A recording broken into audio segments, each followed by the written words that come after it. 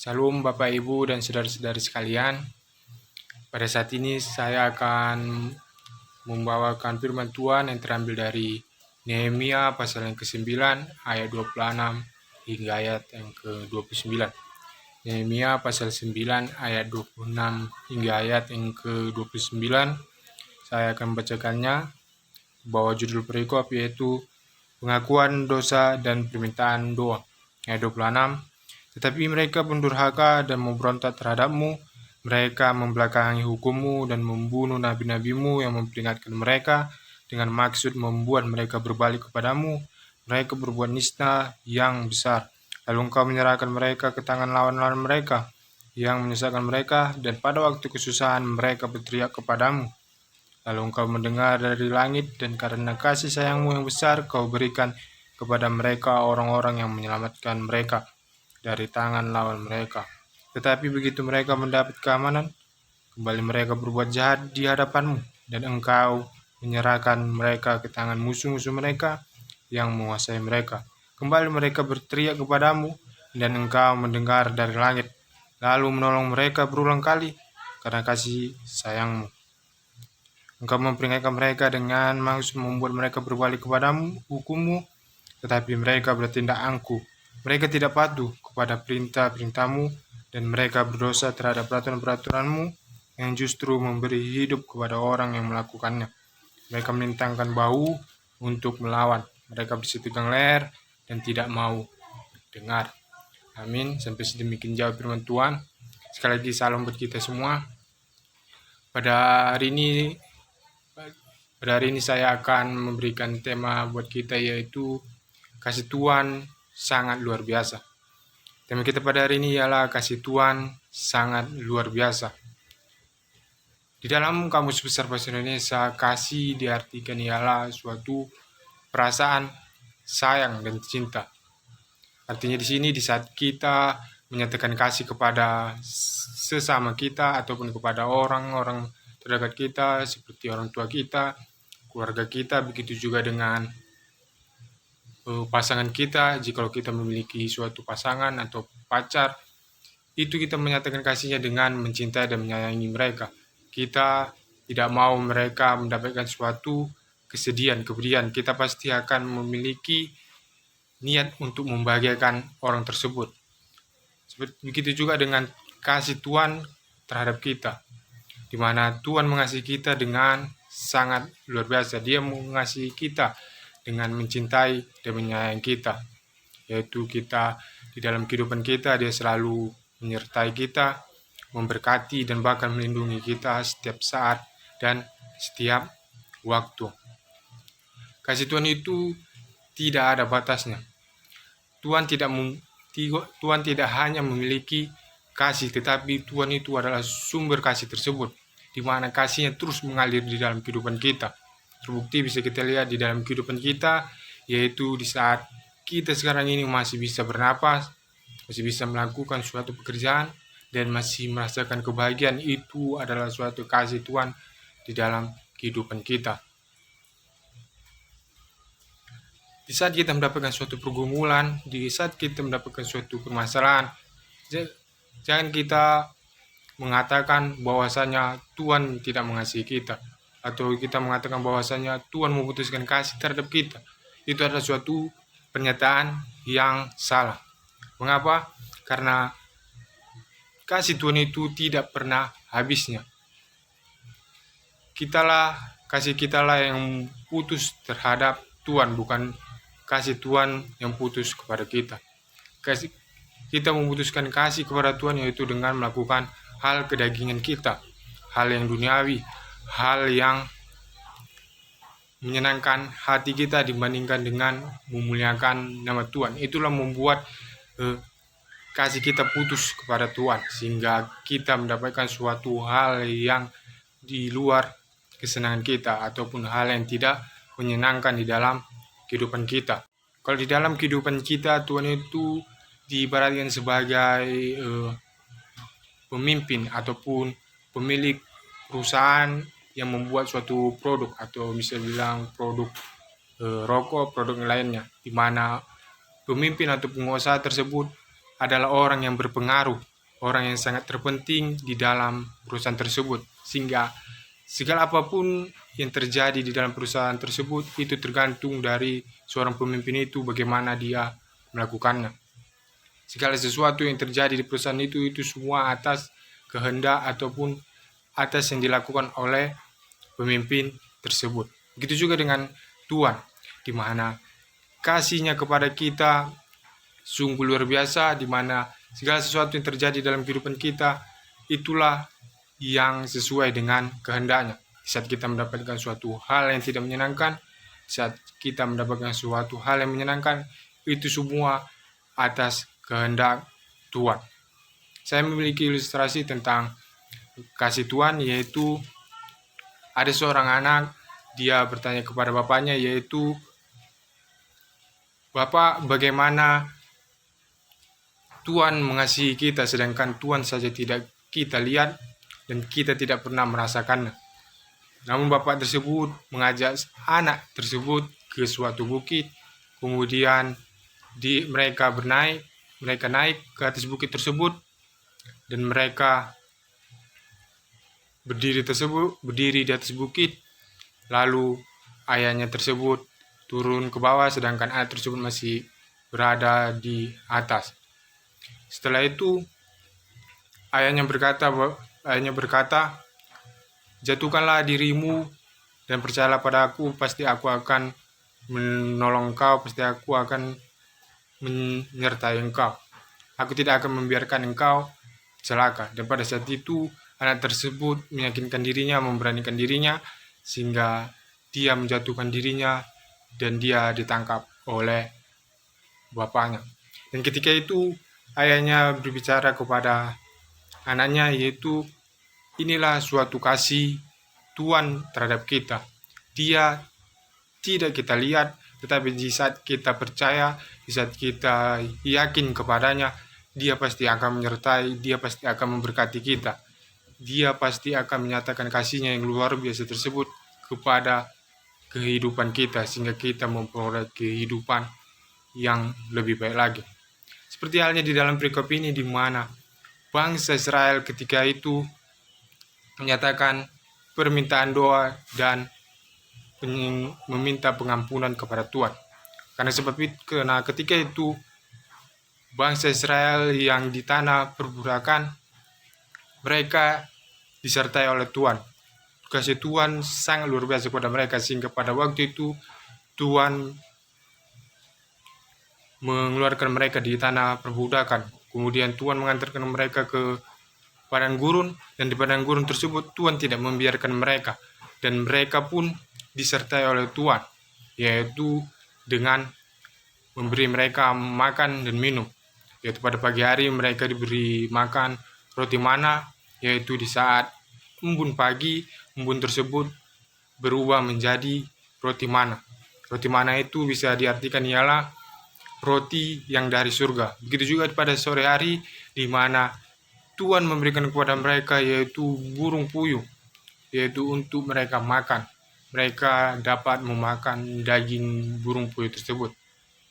Itu adalah suatu bentuk penyertaan Tuhan. Begitu juga dengan Tuhan menyediakan mereka tiang awan dan tiang api, di mana pada pagi hari dan siang hari Tuhan memberikan tiang awan, sehingga mereka tidak kepanasan, sehingga mereka dapat sejuk. Begitu juga dengan pada malam hari mereka diberikan yaitu tiang api, sehingga mereka dapat cahaya, sehingga mereka mendapatkan kehangatan dan menuntun mereka keluar daripada padang gurun tersebut. Tetapi mereka tidak menyadari, tidak peka dengan penyertaan kasih Tuhan tersebut. Mereka malah menganggap bahwasanya Tuhan membiarkan mereka untuk mati di padang gurun tersebut. Mereka menganggap bahwasanya Tuhan menginginkan bangsa Israel itu mati kelaparan atau mati kehausan, sehingga pada waktu itu mereka melakukan penyembahan berhala. Mereka meninggalkan Tuhan, yaitu dengan mereka mengumpulkan segala perhiasan mereka, segala harta benda mereka untuk dijadikan berhala, yaitu lembu tuangan, yaitu mereka berikan kepada Harun. Harun itu ialah seorang kakak atau abang daripada Musa. Sehingga ketika itu Harun membentuk perhiasan-perhiasan tersebut untuk menjadi lembu tuangan, dan itulah mereka menyembah berhala tersebut.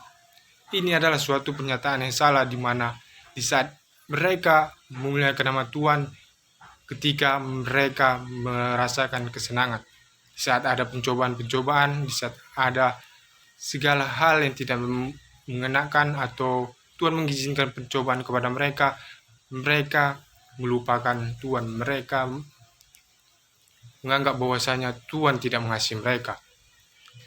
Inilah harus yang kita ruai, bahwasanya di saat ada pencobaan, di saat ada pergumulan di dalam kehidupan kita, kita semakin hidup di dalam Tuhan, sehingga kasih-Nya dapat kita rasakan.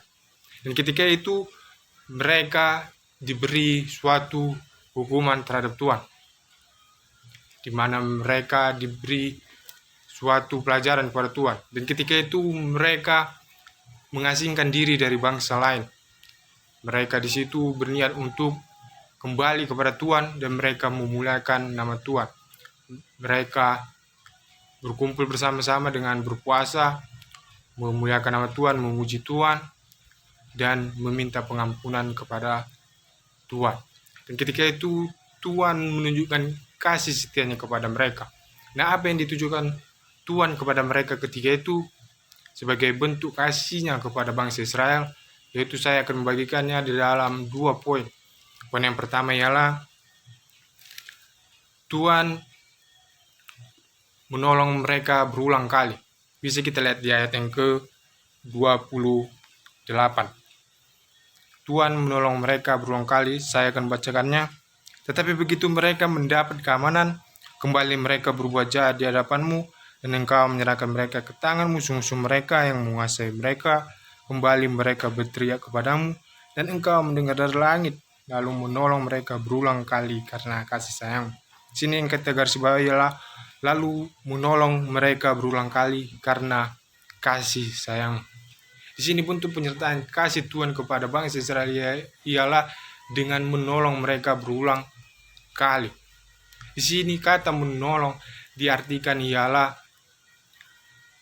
melepaskan, menyelamatkan, dan membebaskan mereka dari kesesakan, dari penderitaan yang mereka alami. Kata menolong ini di dalam bahasa Ibrani memiliki kata kerja imperfect, di mana kata kerja kala imperfect ini ialah memiliki arti suatu pekerjaan yang belum selesai dikerjakan. Artinya di sini ialah kehidupan bangsa Israel ketika itu tidak lepas daripada pertolongan-pertolongan Tuhan. Tuhan selalu menolong mereka, sehingga segala apapun kesesakan yang mereka alami, Tuhan tolong mereka. Tuhan lepaskan mereka daripada perbudakan bangsa Mesir. Tuhan memberikan mereka makan dan minum di padang gurun. Itu adalah suatu bentuk kasih setia Tuhan di dalam kehidupan bangsa Israel ketika itu. Begitu juga di dalam kehidupan kita yang saat ini sedang duduk di dalam perkuliahan teologi, di mana kita masih diberikan pertolongan dari Tuhan, yaitu dapat berkuliah dengan baik. Yaitu kita juga bisa menyelesaikan perkuliahan selama 1 semester itu dengan baik, sehingga kita dapat melewatinya dan kita bisa lolos ke tingkat berikutnya. Itu adalah suatu pertolongan daripada Tuhan. Karena kita duduk saja di perkuliahan ini itu sungguh luar biasa, karena banyak orang di luar sana yang mau bersekolah teologi tetapi mereka tidak bisa mendapatkannya. Kita sebagai mahasiswa teologi kita harus bersyukur bahwasanya Tuhan masih bisa menolong kita untuk berkuliah di STTIP ini, sehingga kita dapat menyelesaikannya dan kita dapat menjadi hamba-Nya yang luar biasa. Poin yang kedua ialah bentuk kasih setia Tuhan kepada bangsa Israel ketika itu ialah Tuhan memperingatkan mereka supaya mereka berbalik kepadanya. Bisa kita lihat di ayat yang ke-29. Saya akan membacakannya, yaitu engkau memperingatkan mereka dengan maksud membuat mereka berbalik kepada hukummu. Ini adalah suatu bentuk penyertaan kasih Tuhan di dalam kehidupan bangsa Israel, di mana Tuhan memperingati mereka. Kata memperingati di dalam bahasa aslinya diartikan ialah memberi peringatan, memanggil. Setelah di dalam terjemahan NAS, Tuhan memberi nasihat kepada bangsa Israel tersebut. Kata memperingatkan di dalam bahasa aslinya memiliki keterangan kata kerja kala imperfect, di mana kata kerja tersebut memiliki arti ialah sesuatu pekerjaan yang belum selesai dikerjakan. Dengan demikian, artinya di sini ialah Tuhan menyatakan kasih-Nya kepada bangsa Israel dengan terus-menerus menyatakan peringatannya ataupun menasihati bangsa Israel untuk berbalik kepada Tuhan. Tuhan memperingati dengan dua hal. Saya akan membagikannya. Poin yang pertama ialah Tuhan memperingatkan kita supaya kita meninggalkan suatu pekerjaan tersebut. Poin yang kedua ialah Tuhan memperingatkan kita supaya kita lebih giat lagi dalam melakukan hal itu. Nah, poin yang pertama ialah Tuhan memperingatkan kita supaya kita meninggalkan hal tersebut. Saya akan memberikan contohnya, yaitu dengan kita yang dalam kehidupan kita sehari-hari kita sering mendapatkan nilai yang jelek, ataupun kita yang tidak mendapatkan hal yang kita inginkan. Di dalam kehidupan kita sehari-hari kita cenderung bermain game, keluar rumah sampai larut malam, begitu juga dengan nonton drakor. Dengan hal tersebut kita menghabiskan waktu yang cukup banyak sehingga kita larut di dalam hal tersebut, sehingga kita melupakan segala sesuatu yang paling utama di dalam kehidupan kita. Contoh, kita sebagai mahasiswa teologi, kita memiliki suatu tugas, kita memiliki suatu banyak hal yang harus dikerjakan, tetapi kita lebih mengutamakan hal tersebut seperti bermain game tadi ataupun menonton drama Korea tadi, sehingga alhasil kita tidak bisa menyelesaikan pekerjaan tersebut, sehingga kita ketika itu tidak bisa menyelesaikannya, ataupun kita bisa menyelesaikannya dengan SKS. Kalau di bahasa kampus SKS itu ialah sistem kebut semalam, artinya kita mengerjakan tugas tersebut selama semalam saja. Kita beranggapan bahwasanya yang penting selesai, soal hasil itu soal belakangan. Itu adalah suatu pernyataan yang salah. Tuhan memperingatkan kita dengan memberi suatu hal yang tidak mengenakan bagi kita, baik itu dengan nilai yang jelek, ataupun kita diberi teguran atau diberi hukuman daripada dosen ataupun orang-orang yang terpenting dalam kehidupan kita, sehingga kita dapat meninggalkan hal yang duniawi tersebut, sehingga kita lebih mengutamakan Tuhan. Kalau menurut saya, bermain game ataupun menonton drama Korea itu adalah suatu hal yang wajar, di mana kita boleh bermain game, boleh menonton drama Korea, tetapi kita harus lebih mengutamakan hal yang lebih penting. Jadi kita sebagai mahasiswa, kita harus lebih mengutamakan pekerjaan kuliah kita, pekerjaan rumah. Kita harus lebih mengutamakan hal tersebut, baru kita melakukan hal bermain game ataupun menonton drama Korea. Tapi pada saat ini kita sebagai hamba Tuhan, kita dituntut untuk lebih sempurna. Kita harus bisa melakukan segala hal. Artinya di sini kita harus belajar untuk meninggalkan hal yang duniawi dan kita lebih mengutamakan Tuhan. Jadi kita sebagai hamba Tuhan, kita harus menunjukkan bahwasanya kita selalu memuliakan nama Tuhan, yaitu kita harus meninggalkan suatu hal yang keduniawian kita, yaitu hal yang bermain game, begitu juga dengan nonton drama Korea. Poin yang kedua ialah Tuhan memperingatkan kita supaya kita lebih giat lagi dalam melakukan hal tersebut. Contohnya ialah seperti di saat kita menginginkan sesuatu, ataupun di saat kita mau menggapai apa yang kita inginkan, tetapi kita tidak bisa mendapatkannya, kita harus introspeksi diri, kita harus mengaji diri kita sendiri, apakah kita sudah melakukannya dengan sungguh-sungguh, ataukah kita sudah dekat kepada Tuhan. Kita harus mengoreksinya. Di saat kita belum sungguh-sungguh melakukan hal tersebut, kita harus bersungguh-sungguh. Kita harus meyakinkan diri kita bahwasanya kita bisa, dan kita serahkan kepada Tuhan sehingga kita dapat memperoleh apa yang kita inginkan tersebut, sehingga kita bisa merasakan suatu kebahagiaan, sehingga kita dapat merasakan suatu kasih setia Tuhan di dalam kehidupan kita. Oleh sebab itu, kita sebagai orang percaya, kita harus menyadari tentang kasih Tuhan di dalam kehidupan kita itu sangat besar. Kasih Tuhan itu kita rasakan lewat pertolongan-pertolongannya dan peringatan-peringatannya di dalam kehidupan kita, sehingga kita dapat diubahkan dan kita dapat memuliakan nama Tuhan, sehingga kita dapat beroleh kehidupan yang kekal dari surga. Amin.